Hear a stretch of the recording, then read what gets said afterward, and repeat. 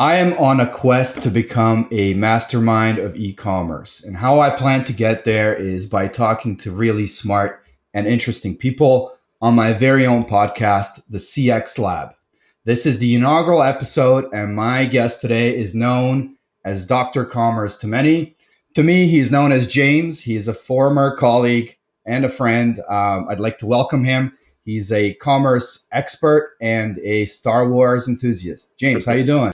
Hi, Mladen. Thanks for having me. Yeah, great to have a conversation with you.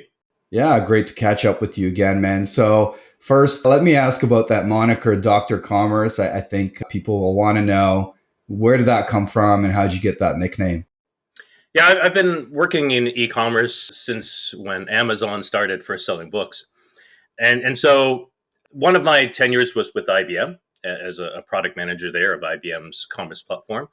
And what we offered to clients at our IBM conferences was the chance to sit down with an e-commerce expert and go over their customer experience, their website, and look at things that was ailing them in terms of their conversions, their revenue, their number of customers. And so at those conferences, I'd wear a medical coat and we'd sit down and diagnose their websites and give them some feedback on what they could improve. And so there I was known as Dr. Commerce. That's awesome, man. I've seen you in the pictures and you're wearing that lab coat. You're right here in the lab right now where we try to figure out those same questions that you just mentioned. So it's great to have you. I want to talk to you today about a topic that you're very passionate about, and that's Web 3.0. I got to admit, it's a fuzzy concept to me, and I think it is to many. And I'm hoping you can help us shed some light on it today. So let's start right there. What is Web 3.0?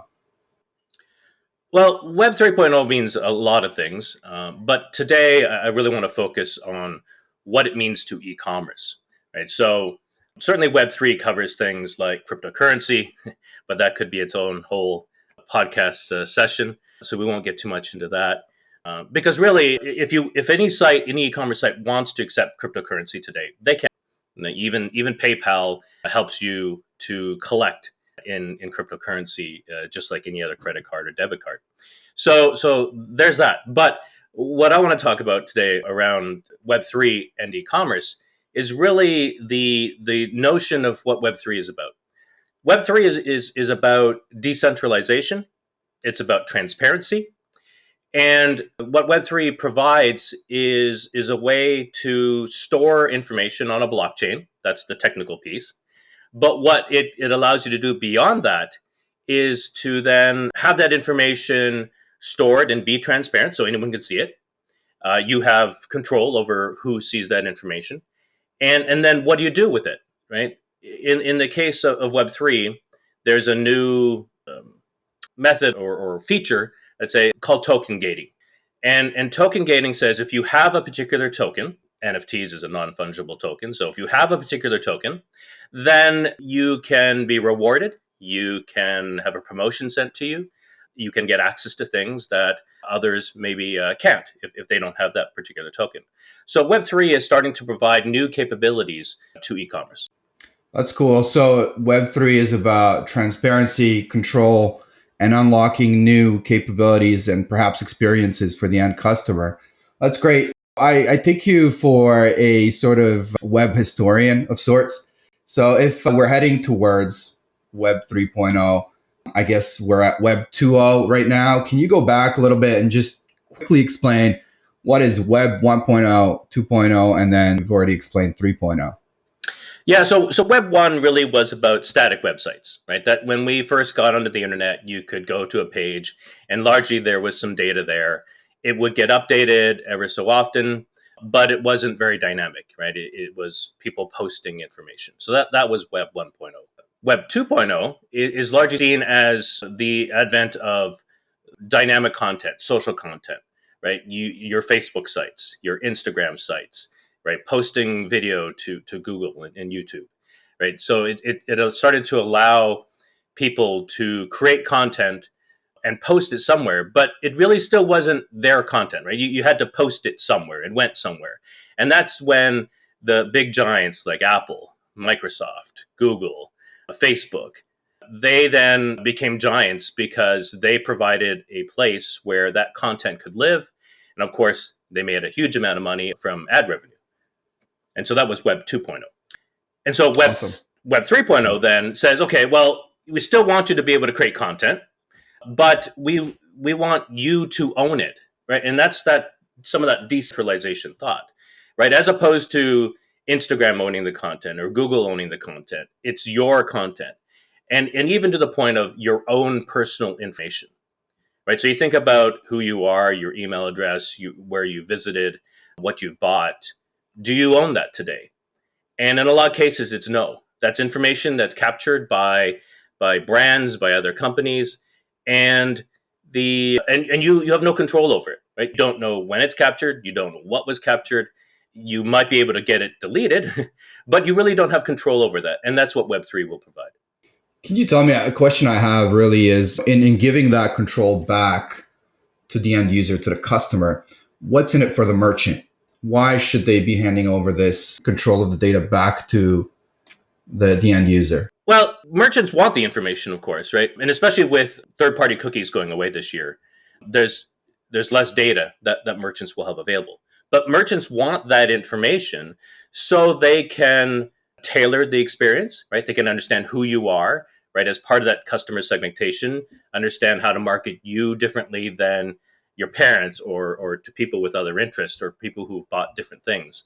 So to really personalize and tailor the experience, they need to know who you are and some more details about what you've done, what you like. And so that information is very valuable. The question is, where does it come from and who controls it? So we've touched on commerce a little bit. Is there anything going on between traditional commerce, goods and services, and Web 3.0? Well, there's a lot of brands are certainly experimenting at this time. There's brands like Nike, Adidas, Prada, Gucci. They're all looking to the future in terms of how to get closer to their customers, to better understand them, and to provide new ways that they can engage with them. So, yeah, there's certainly a lot that is experimenting with Web3. And there's actually a term, Web 2.5. And so, Okay. as opposed to a wholesale jump to Web 3.0, how can brands take them a partial step towards Web 3.0 called Web 2.5? So we touched on customer experience, and I'd really like to dig deeper a little bit into that area. How does Web 3.0 improve customer experience? We talk about getting some of that control of that data back, but how does that manifest itself in the experience the user is having on the site? Yeah, well, so I'll give you some examples of what they're doing then, and I've mentioned that it's largely brands, and it's brands who want to then build that community with their customers, help them get closer to them and understand them better. And so one example is let's say Gucci opens up a flagship store somewhere, right? And so what they want to do is keep track of who actually visited that store, right? And then differentiate them from others who didn't make the effort to come out. And so with Web3, what they can do is provide an NFT or a sort of proof of attendance token to them, all those people who come to the physical flagship store. And it's theirs to keep and to see. And then later on, let's say now they're shopping online. They went to the grand opening at the flagship store. A month later, they could have a sale. They said, for all people who visited our store when the flagship opened, you can now get a 10% discount, or you get access to some new products before other people do. And it's all based on having that token, that proof of attendance, a digital reward, as some would say, to then gate it, right? Saying this is what I was able to get, and now I get the rewards for that, versus other people who didn't participate and they have to wait for the general sale.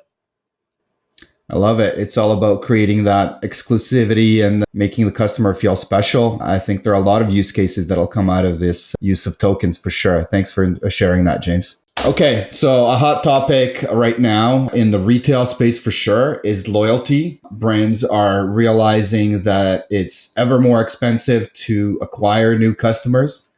So the focus is on retaining the customers you have, treating them well, and increasing their lifetime value. How does Web3 come in to this space? How is it different than programs like Air Miles and Aeroplan, et cetera? What are the possibilities you're seeing in that space? Because I think a lot of companies are starting to really pay attention to loyalty. Yeah, and I think what's missing from the traditional loyalty programs, such as Aeroplan or Air Miles, you said, they're very transactional based, right? You have a card, you can swipe it at certain retailers, you get points, you may get a statement, and you can use those points for something. But there's no real sense of community, right? It's like I have no clue who else is an Air Miles customer, right? Right. No clue. And there's more limited communication, right? It's mostly a monthly statement, maybe some email, but there really isn't a lot of engagement. And so the next level of loyalty is really to build that community, right? As opposed to loyalty of one to one, right? The brand to a particular shopper. It's more of feeling part of that community, and which reinforces, right? There's other people like me who love this brand. I can communicate with them about, oh, where did they find this, or they got some news on a new item coming out. Really sharing that information, and so it strengthens that bond when it's more of a community loyal to the brand than just a single person. Awesome. Do you have any examples of where that's played out? Have you seen it on the web? Well, so the with Web 3.0, it's not just about the blockchain. There's more communities of discussion, right? A lot of that's happening on things like Discord, where there's various channels to talk about or to just even hear the latest news.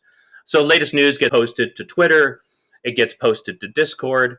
And for those who really want to know when's the next item coming out, is there a new category brand category coming? What's the new seasonal items that's coming? Right? There are loyal customers who want that information as soon as it's available. And so in today's technology, there's ways for that community to follow that and get it right away, start talking about it, start sharing about it, and so that's really bringing that loyalty broader and deeper than it was before. I may be jumping the gun a little bit here, but my question is, say I was a brand or a retailer and I'm looking to get into Web 3.0 for various things, be it loyalty or customer information management. Where would I get started? Like, it's such a clouded space. Like, do I go out and hire a consultant, maybe someone like yourself, or join a Discord channel that you manage, that you mentioned? So what would be a good place to begin that journey to get informed and form a strategy around Web 3.0? Yeah, so let's check the technology a little bit because there's technology behind this to enable the capability. But and some of your listeners may have heard that there have been some early challenges with the blockchain and with NFTs and them being stolen in some cases, and that's where I bring an analogy. So in the early e-commerce days, right, people would build their e-commerce sites by themselves, and everyone then went through growing pains, right? How to build a shopping cart, how to manage inventory and pricing. But then came the e-commerce platforms, right? And so they had the expertise. They helped hundreds, thousands of customers. So you look at them like today, like BigCommerce, like Shopify, like VTEX, and they offer a set of e-commerce APIs that people can use to build their customer experience. You don't necessarily want to build all those APIs yourself.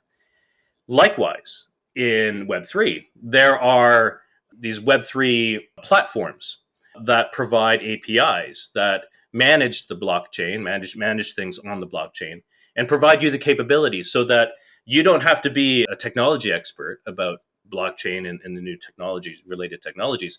You can focus on what are you doing with them, right? Focus on the creative, focus on the IP, focus on what the actual experience is, and leverage that Web3 platform whose APIs are rock solid in terms of scalability, in terms of performance, in terms of security, because they're being used by, again, hundreds of customers who rely on them.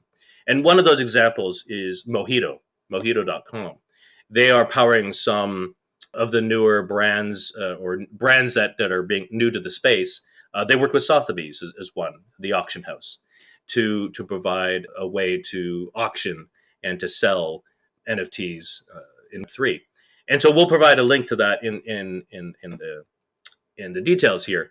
But just as I said, just like with e-commerce, there's e-commerce platforms. So are there Web3 platforms, so that you can just use those APIs that are available and don't have to go through all the learning yourself. Gotcha. So that's technology that's already in a spot that's usable, and companies should have a look at platforms like Mojito because they've already got it figured out rather than boiling the ocean in-house and hiring developers and managing a big technology team outsource. Mm-hmm. Use the platforms like you mentioned in traditional e-commerce like VTEX, etc. And then Web 3.0, you've got Mojito.com. So that's a great suggestion. Just a quick question on Mojito.com. Can you give me an example of the type of stuff that they may be unlocking for a merchant, for a retailer with their Web 3.0 technology? Yeah, Mojito.com can really help a brand across the spectrum, whether it's just minting NFTs to the token gating aspect, right? Checking to see if someone actually has a particular digital reward in their wallet. So they can do all that, but they're really leaning heavily into this customer loyalty, right? The loyalty in Web3. That's a good starting point, right? We talked about that Web 2.5. And so bringing Web3 into a Web 2 experience, so it's still the same e-commerce site that you go to today. It's not like you have to build a totally different portal for that. It's the same experience today, but they start to bring in some of the Web3 capabilities, such as I said, getting digital rewards for. So just like today with other marketing automation, marketing tracking solutions like Klaviyo, like ListTrack, they record you visited the site, you looked at a Right. certain brand, you added something to the cart, you placed an order. So just like you can do that today with those solutions, you can record that out on the blockchain and then use that information later when they come back to then say, because you've done this, then maybe you have access to a sale, or you can see new products before other people. So it's partially shifting kind of where that data is stored, but there's also the transparency aspect. Today, oftentimes when you go to a website, right, and they're using these marketing tools to track you, you have no idea it's happening, right? And you can't even see. You definitely can't see all the data that they actually have on you. But one of the promises of Web3 then is that transparency. Once they start tracking that on the blockchain, I can see that. I can see that, oh, look, this is all the things that happened, and I have control over it. I can grant access to that, or I can remove it myself. And so there's some of the new capabilities in terms of how the brand can interact and then what it can do with it. Awesome, James. Well, listen, this has been a fascinating conversation, and I think we just scratched the surface. So, if you're willing to come back and talk to me again, I have a million follow up questions that I'd like to dig into. But in the meantime, James, where can people find you if they want to talk Web 3.0, if they want to talk commerce, if they want to talk Star Wars? Is LinkedIn the best place to find you? Yeah, LinkedIn. My LinkedIn profile is best. I have a separate bio site that we'll put in the details, but LinkedIn is the best way to reach me. Awesome. Well, I'll definitely tag you in the caption, in the comments. People feel free to reach out to James on commerce in general, on Web 3.0, Star Wars, and then many other topics. He's a great conversationalist, as you got to see here. James, to hope to have you back again. Thanks, Mladen. Thanks for having me.